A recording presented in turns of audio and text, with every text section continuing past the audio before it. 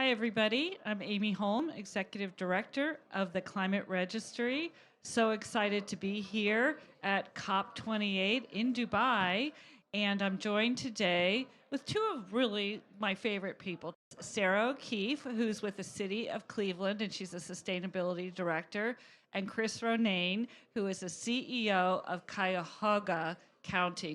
Welcome to Dubai. You've been here a few days now, and I want to talk about COP, what you're looking to get out of COP here, why you're here, and then kind of talk about what's happening in Cleveland and bring it full circle from the global back to hometown of Cleveland, Ohio. So first of all, I wanted to ask you, how does participating in a global event such as COP help your climate and sustainability efforts back home? Sarah, do you want to start? Yeah, sure. Thank you. It's really exciting to be here participating in international conversations with all sorts of different kinds of people. And I think that one of the things that it helps with is when we think about Cleveland as Clevelanders, I think sometimes we don't always consider ourselves an international city, but we absolutely are. We're sitting on the shores of Lake Erie, the northern border of the nation, and being here just puts that into context for me. And bringing that message back home and telling that story is really important. As I said in a couple of panels here, we are a town that welcomes newcomers and immigrants. We are historically a town of newcomers and immigrants. And what we do matters in Cleveland. What we do in Cleveland matters in Cleveland, but it also matters outside of Cleveland. And having that context here internationally really drives that home. I think it's also been interesting for me to think about as a city that has been built for 1 million people and has 370,000 now, and we are not suffering from some things that growing cities are suffering from. We're doing the opposite. We're more vulnerable. Our population is more vulnerable to climate change impacts. And when I talk to individuals or hear stories about global South cities, they're very similar to our story. So that's been very interesting as well. And I think that puts us on the international stage. Interesting. There's a very large population of companies, international companies, that have business in Cleveland as well. So the private sector from around the world has participating and having businesses and employing people in Cleveland as well. That's right. And, I think historically that has been absolutely the case, that we've had some of the highest concentration of larger companies in the country with HQs in Cleveland. As the country has sort of drawn from different labor markets, that's changed a bit for Cleveland, but it's still in our DNA. And I would say, a few things. One, thank you for bringing the Climate Registry Climate Leadership Conference and Awards to Cleveland in May 21st to the 23rd. We're really looking forward to having you. But I think there's so much. I was talking to our chamber leader today, Beju Shah, about what this will mean for our companies, that they can learn how other companies are registering and taking account of their footprint, their carbon footprint. We have companies that are in the maker space of a lot of climate solution products. Names names you don't know, but folks that have been in everything from the machinery of turbines to looking at better solar application to companies that are moving goods across our Great Lakes and beyond, that are maritime companies right in the heart of the Great Lakes in Cleveland. So we've got companies that can learn from Climate Registry, and I think that's one of the great benefits of you being at our May conference. You're hosting your May conference here in Cleveland. Well, we're excited to be there. So it's coming up fast. Very exciting. Yes. Yeah. So, Chris, this is your second time at COP. Sarah, it's your first experience. A bit probably overwhelming, but very exciting. So, Chris, I know that after you attended COP27, you went back to Cleveland, had a lot of conversations, had a lot of meetings, talked about the experience of being at COP. I think it sounded like it really galvanized the community. So I'm just wondering, this year at COP28, and please talk about, post COP27 too, but after this COP, what are you looking for some takeaways? Are you hoping to gain something this year, or are you just taking it all in? Yeah, great question. I made an intentional effort to come to COP after being elected. Actually, the Tuesday of the election week, I came to COP that Friday, thanks to the George Gunn Foundation, the Cleveland Foundation, who helped sponsor our trip. But immediately you're immersed in a learning experience like no other. Learning from, nations from everywhere in the world that are telling you how they do it and how they're working on, carbon reduction and what they're doing to really advance their nations. But at the subnational level, in places like our county and our city, we want to deliver on local application. So for us in the Cleveland delegation, it's important that we last year came together with private sector partners, again, our chamber, for-profit companies, NGOs, the county government, our philanthropic community, because we go home together and ideate on what we learned and what we can do together back home. I mean, and I will say COP28 here in Dubai, just walking pavilion to pavilion, talking with our partners, I think we've hatched 3 or 4 ideas we want to go home and work on, I won't spoil all the good ideas of my partners that want to take these ideas home, but it's important to travel together, think together, and go home and apply it together. And I think that's what's been interesting about our Cleveland-based experience here at COP28. Having that shared experience and Absolutely. One thing about a first timer here at COP that I maybe didn't expect to take away are all the serendipitous conversations that I've had with people. It has been amazing to learn different approaches. And even if they're not the same kind of city that we are or multi-level government, listening to people tell their stories and their lived experience, especially residents in different size cities, has been really important for me because I think, and all of us, I think taking that shared experience home, earlier Michael Jeans from our Green Bank Growth Ops Go Green Energy Fund talked about that, and I think that's really important that we join the tables that already exist in the community to have those conversations. It's really important that we do the greenhouse gas emissions tracking. It's also really important that we think about what that actually means in everyday lives. And so that is something that is palpable here at COP. That's really amazing. That is so true. And the other thing I want to touch on, because I know just from spending time in Cleveland, I've been lucky enough to do that a couple of times already this year, and talking to you and other folks there, the commitment to a just economic green transition for the city of Cleveland and the surrounding area. And that is such a big concern of the COP too, with Global South, Loss and Damage Fund, and how as a international community we address that, and then how it's done at the community, the local level. And do you want, both of you, but maybe Sarah, do you want to talk about what you're doing in the city of Cleveland or to address those concerns? Yeah, sure. Thank you. One of the things that we are very invested in is, I think you brought this up earlier, Chris, a woman from Ghana was telling a great story about how they were working on climate action and they were trying to figure out what to do in her area, in her city, where she lives. And they said, they were talking to all of the men, and they said, what do we do? What do we do? And they said, and then finally they came and asked the women. And we said, this is what we need to do. And there are so many stories about, again, joining the tables that already exist, or joining the firesides that already exist in that case, perhaps, and thinking about that. So that's what we are doing from the city, intentionally joining those tables. Actually, today and this week, the city of Cleveland is using public engagement conversations in recreation centers, in places where faith communities gather, to have conversations directly with residents of Cleveland about what they feel are the risks to them on climate and vulnerability and climate hazards. And I just got a text from a Teams chat from my team that says it's been very successful. And the residents' feedback was, thank you, we've learned a lot. Thanks for coming to us and having this conversation with us. And now there's more inclusion happening. This is our third update to our climate action plan. Cleveland's been a leader for a long time in engaging community We have built our climate action plan from 2018 that is currently in place with input from community, from high school students, from residents, from businesses, and now we continue that legacy and a real focus on doing that this year. Wonderful to hear.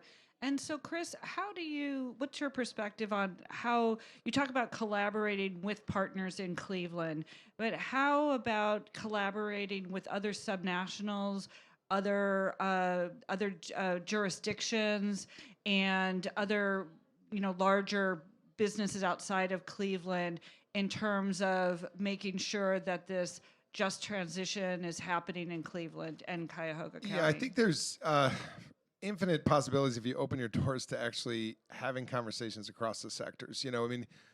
Cleveland, not unlike a lot of our legacy Great Lakes Basin cities, has a legacy of some really incredible treasures. Our universities, in our case, like our research university, Case Western Reserve University. The city of Oberlin was at your climate registry conversation earlier this afternoon in the great Oberlin College there.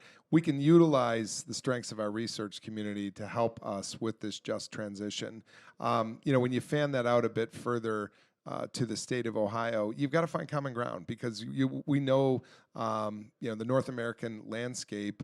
I think we've got to find a way to not just think of this as, well, these people are going to oppose it and those people are going to oppose it the next time. That we look at ourselves so polarized between parties, but we've got to find common ground. In our case, I'll just give you an example as it just relates to better climate practice. If we're going to talk fresh water, we've got to talk about sustainable farming. And there's common ground in our agriculture, rural communities of Ohio and our urban waterfront communities in northern Ohio. There's common ground on product technologies that's going to mitigate point source pollutants. And writ large on everything from our transition to decarbonizing, it's about common ground. It's about talking to Ohio firms. In our case, the state of Ohio, we've got companies that are now leaders in battery manufacture. We've got to talk together about storage opportunities. But we have companies that are employing in former industrial spaces all over again on new green clean tech work, and we've got to get people reemployed in those sectors and at those firms. So I just think that there is that possibility of finding common ground between what too often people want to polarize as just because they may have been of different party affiliation. No, there's common ground when it comes to employment. There's common ground when it comes to clean water. There's common ground when it comes to clean air. And there's treasures in our research and academic community, in our life sciences community, in our healthcare institutions. We visited our Cleveland Clinic right up the road here from Dubai and Abu Dhabi yesterday, and they're doing incredible work in health space and sustainability space. So let's row together, but let's find that common path. Definitely. And you brought up decarbonization, and you did too, Sarah. So there is, I think Cleveland has, it's an industrialized city. It started off that way. It was very much, that's what built the city. Some hard to abate sectors, right? You've got the steel industry. You've got a port right there. There's transportation and emissions that come from port and all the shipping and trafficking. So how do you deal with those challenges of decarbonizing a city like that that has those hard to abate sectors? Great question. The answer in a nutshell, great partners. Mm-hmm. The Port of Cleveland is working with the city and the Cleveland Public Power to electrify its port. And there is a large effort there. I don't have the details for you, but that would be a great session at your climate leadership conference. I agree. There are many other partners there as well. And another great example is one of our leading steel companies is really looking at how to decarbonize their processes. So they are leading in Ohio and I think globally, actually. And again, another great session for the Climate Leadership Conference to talk about. And those are the ways that we are, from leadership of those institutions and those entities, that's how we're getting there. I think policy on the side of government as well is really important. One of the ways that we've been talking about having this conversation is using research institutions, using research that has been national on deep decarbonization, having a decarbonization model downscaled to our regional level and putting it out there and saying, look, this is what we need to do as a region. And it's great because it's already happening, actually, but then we have this kind of third-party story out there as well, this data-driven and science-driven or based. Yeah. And, boy, again, the resources within us in these metros and these legacy metros, point out, you mentioned steel. Cleveland, thankfully, is producing steel. We're the largest integrated steel supplier, I think, now in the country, thanks to a company called Cleveland Cliffs that bought Middle, that was the legacy of LTV Steel. But they're doing it in a cleaner way. And the CEO I met with just a couple weeks ago in Cleveland is looking at hydrogen power sourcing, and so there's a path, and working with our chamber and the GCP and folks that can help us bring a cleaner path and use CEO leadership that's willing to do the right thing here. And there's so many of them in our Cleveland area, but I'll start with the steel company itself. The legacy of that company is they started out a shipping company. So going back to the port, yes, that we can power the port. We were talking about this today with our foundation partners, John Menderholzer and Stephen Love today, just about, wow, what if we powered the port with, we were inspired here at COP looking at floating solar with a Japanese pavilion that has product technology and floating solar. What if we did that right out of our own port and powered up our port? Guys, I'm getting into stealing some of your thunder. They're out here watching this conversation, but I think why not do it with transit? Why not look at those kinds of solar-powered sourcing for transit lines? So start within your own backyard and prove a concept out like they have in so many of these tents that we've been observing today, what they're doing in other places, and scale it. Yeah, what is it? Steal, rinse, repeat, use. I forget what the cycle is, but I steal this now and use it in your own community and apply it. Yeah. That's the point of why we're here. There Absolutely. you go. I mean, the importance of the public-private partnerships is just epitome of what you're doing.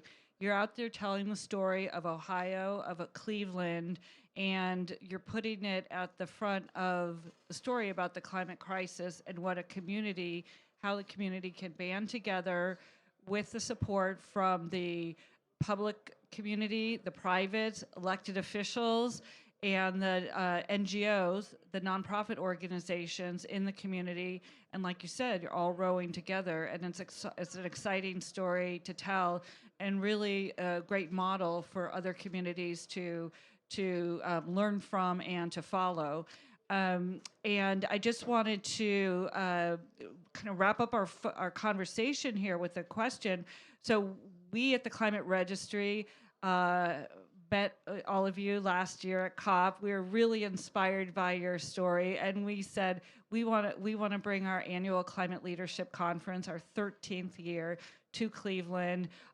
We want to bring people here to see what is going on in the city, what they're learning, and also vice versa, to bring stories from that might be happening on the international, best practices, strategies that other companies and public officials are employing in other areas, jurisdictions, and bring them to Cleveland too, and have a sharing of ideas. So just would love to wrap it up by,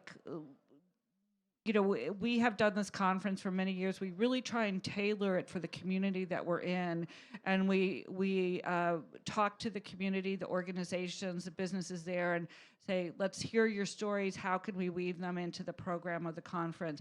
What would you like to hear in terms of what would you like to see happen at the conference, and what would your definition of success be? And I'll have you both answer that question. Definition of success. I like that. So one of the things I've learned recently, a term called better off measures, and instead of KPIs, better off measures. So I think a success of that conference being in Cleveland would be, how are we better off having hosted that? And I think the educational and having the participation be from a wide variety of stakeholders, including community members and young people, which I know you're going to talk about, and up to and through all of our leading organizations on the corporate side and on the multi-level government side. I think that would be a measure of better off measure, a good better off measure for us. Excellent. We will try to make that happen for you. And we'll bring some of those folks to the conference as well to participate. So, Fabulous. Well, Chris? Amy, again, thanks to you and your team for choosing Cleveland for the Climate Leadership Conference. I think it's already a success because you chose us, and we appreciate it. I think that it'll be a benefit to our shared constituents too, because they'll see a place. There's a lot of cities that might be the everyday expectation of this is where you go for these conferences, but to go into the heartland of the United States, just a few miles away from Canada, we share a maritime border from Cuyahoga County with Canada and the maritime border. So we're looking forward to some of our friends from the provinces around the Great Lakes coming in too. But you're coming to a place that tells an American story. It tells a North American story, across both nations. A story of legacy cities that built industrial America, and we all know some of the legacy outfall of that, and our citizens' lived experiences who've lived closest to some of the difficult issues associated with that, but who are swimming together toward a new path. And I think we learn from each other. Your out-of-town delegates that are here and will be here year after year with you, the committed, the faithful, the doers that we want to learn from locally, but wanting to show you also local best practices and local challenges and narrowing that gap between metros across the two nations and how we need together to achieve the same standards. Sarah, queued me up for this, but I wanted to say success also means including the next generation, and I think we can work together to do that, that we're teaching. Not just teaching, listening also to students about their hopes and aspirations for their climate, which they receive, and really receive the legacy of us and hopefully help steward it better than the generations preceding, but that they see job opportunities, that they see a path toward contributing in ways that are full employment opportunities for them as well. But I think if we really have an all-in inclusive approach to who's at the table at the conference, that to me will be a success if we look around and we say, wow, we've really, really been inclusive about this. Well, I look forward to working with both of you to make that happen. And I'd like to say, everybody who comes to the conference is a climate leader. And you can have a job, you can be a student, you can be a homemaker, you can be a volunteer, you can be a climate leader wherever you are, whatever you do. And we're excited to shine a light on what Cleveland is doing.